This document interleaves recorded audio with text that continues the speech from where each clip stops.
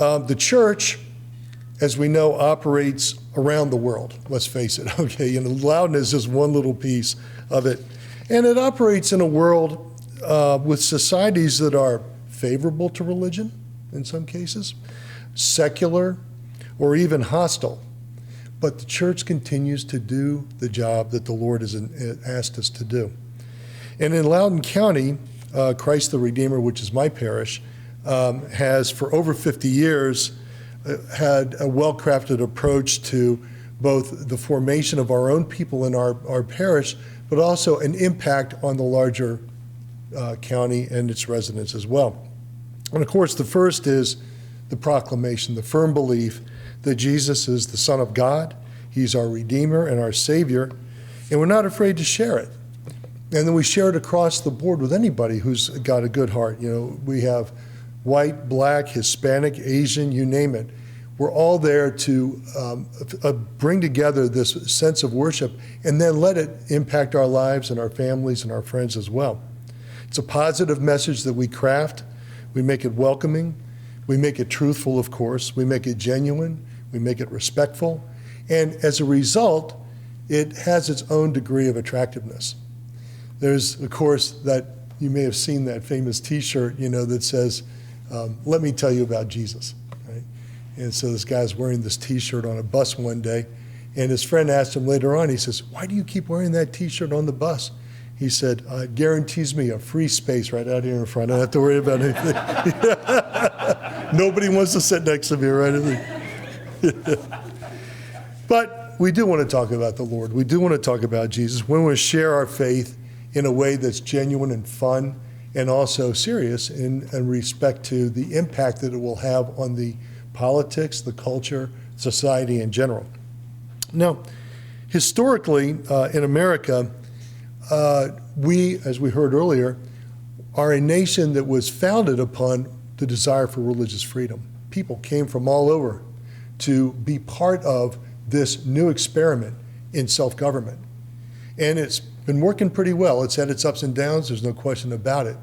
But one of the things that we've seen, and that's interesting, these slides kind of indicated, was this trend towards moving away from centrality of religion and its importance to us. Isn't this something? So, if you take a look at like the 17th and 18th century in the United States and into the 19th century, and you take a look at the way communities were crafted, you noticed that the construction that was going around in these various towns and villages, the center of the town was the church. Remember that? Nice little white congregational style, clapboard church with a steeple, the whole thing. And then all the streets and everything centered around that. The bells would ring, a reminder to people to come to service. It's interesting that after the upheaval of the Civil War, new places were being built where the center of the town wasn't the church, but it was the courthouse. And as a result, there was this trend towards secularization.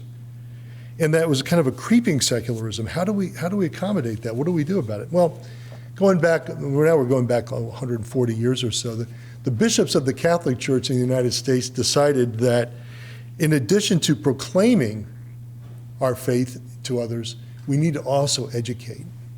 And so what they did was, that was very interesting, very practical, and also very difficult, was to ask each pastor to make a commitment to building a school in addition to their church. And what would happen as a result of that would be a synergy that would kind of create this balance between the liturgy and the worship that was going on Sunday, followed up with a continuation of that liturgy by a good school. So the priest would, of course, be the one who would declare sermons on Sunday that would obviously focus on sin and redemption, the doctrine of our faith, moral imperatives that were there in the day. And then the schools, who were often staffed by religious sisters who looked an awful lot like the guru, would follow up with teaching the students from kindergarten all the way through to high school. The 3 R's, of course, reading, writing, and arithmetic, but also the 4th R, most importantly, religion, your Catholic faith. And as a result, prepare these students for, first of all, the progression into the sacraments. The sacrament of confession, for the confession of sin, reception of Holy Communion, the body and blood of Christ, And then later on, of course, the reception of confirmation. And of course, embedded in this also by the good example of the teachers who were in the school and also the other parents who participated was remote preparation for the sacrament of marriage, the sacraments of holy orders, for instance, things like that. And I think it had a very good impact. It was very, very effective for a long, long time. And it brought home something that's very important for us to remember. And that is, vice is easy, but virtue is tough. You know, virtue has to be something that's inculcated. It has to be something that's structured and put into the heart and soul of a person, because it doesn't come naturally, right? There was a famous literary figure who once said, the only doctrine of Christianity that can be verified scientifically is the doctrine of original sin. He said, all you have to do is look around the world and you can see the damage that that original sin of our first parents did and how it created this inclination towards sin and not towards virtue. And so one of the things that we have to do is recognize that and never give up the effort to continue to promote virtue, holiness, sanctity, and modesty. I remember I was visiting a Catholic high school, North Catholic High School in Philadelphia. This was years ago. And I was talking to the principal, and I noticed that it was an all-boys Catholic high school, and the majority of the boys who were there were from working-class families, pretty hard scrabble. And the principal, this priest, said, you know, Mark, he said, what we do here is make sure that these students graduate. Most of them won't go to college. They'll either go into work right away or they'll go into the military. But he said, I want them to be able to think. I want them to be able to pick up a newspaper and read it properly. I want them to be able to analyze a situation. I want them to be able to vote properly. I want them to be a good citizen, in addition to all the other things that we're teaching them here. Very practical, very, very smart. And I think there was something to be said there. So the question you have to ask yourself then is, what method does the church use to implement this? How do we go about doing that? Right? Well, I'd share with you just 3 things to consider. The first is divine revelation. We've already heard it from other people who've been up here speaking, and they did a beautiful job of explaining the centrality of the Holy Scriptures, of the Bible, divided, of course, between the New Testament and the Old Testament. And as you take a look at the Old Testament, you see the centrality of the 10 Commandments. It's amazing how, if you look around our society, there are these efforts that are underway to have monuments placed in various locations around the country as a reminder to people of the 10 Commandments, these ancient commandments given to Moses by God centuries and centuries ago, as a way for the average person to recognize this is what God really wants us to do. These are the things that we are to avoid as far as sin and things like that, and these are the things that are going to lead us towards virtue. Then, of course, in the New Testament, we have the beautiful story of the Beatitudes, of our Lord Jesus explaining to people, blessed are the poor in spirit, blessed are the meek, blessed are those who seek justice, and all these things are suffering persecution. All of these things help us to be shaped and formed into a people who understand and appreciate the moral imperative. And then, for us as Catholics, we rely, of course, on the 2,000-year tradition of our church, which is the teaching of our faith, its interpretation by the Pope and by various bishops around the world. And then finally, natural law. Natural law is that part of ourselves that is given to us by God, that's put into our heart and soul, and it's immutable. It's those unchangeable laws that speak to our heart and help us to really appreciate what we're doing, independent of the Bible, independent of the tradition of the church. Now, finally, there's a distinction that has to be made when it comes to how do we react to sin. And so one of the things the church always helps us to appreciate is there are big sins and there's little sins. Okay, it seems to be that we're pretty much inclined to little sins almost all the time. Somebody was talking about that desire to go speeding down the road until all of a sudden we see a police officer. Okay, those kinds of things. Those are the little sins that seem to happen all the time. But we're also inclined to big sins as well. We're inclined to some of the most horrible sins that you can possibly imagine. And so the Catholic Church, of course, always talks about that being a venial sin or a mortal sin, a small sin that weakens our relationship with God and the community, or a sin that is so big that it breaks our relationship with God, it breaks our relationship with the community, and something that needs to be repaired.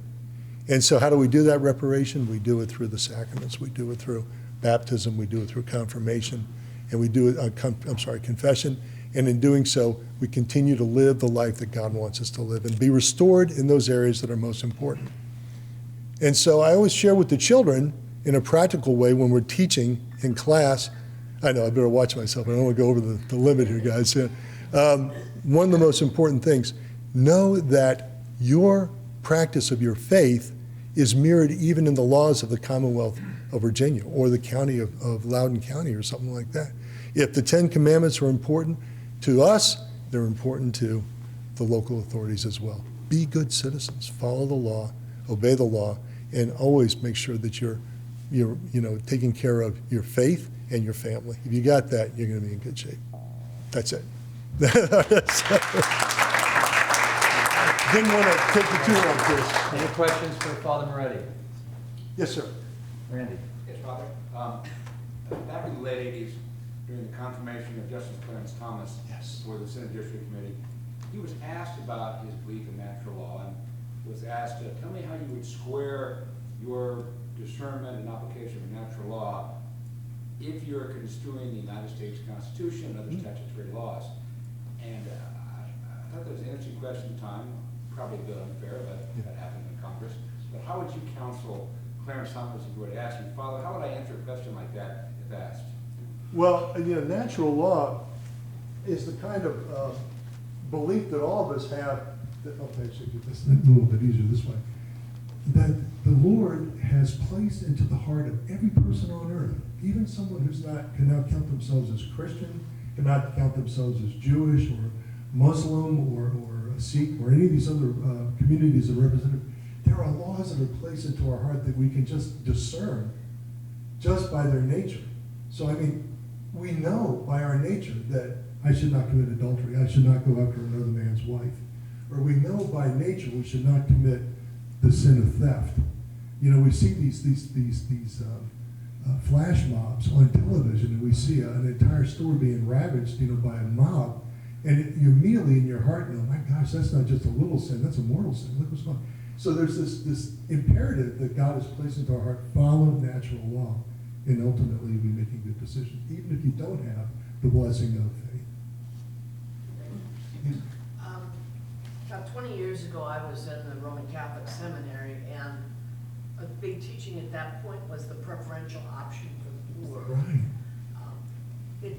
Where does that stand in what you're teaching your students now, and how the Catholic Church practices? Because it plays itself out in practical ways, actually, in the daily life of a parish. You can obviously have a national policy, or you can have a statement along those lines, but how does it play out? How is it fleshed out? Here at Christ the Redeemer, for instance, we have a community food bank called Link. You go underneath our church, and I swear there's something like 4,000 square feet. It looks like a doggone Aldi downstairs, but we have this regular distribution of food to the poor. We have outreach to we have English as a second language. We have each year we have a Habitat for Humanity program called Work Camp. All of these things are designed so that we implement in a very honest way the very ideas that are proposed by our bishop. And one of them was the preferential option. Thank you. One more. Yes, sir. Yes, sir. So I'm curious, and this is directed to you, Father. Yes. From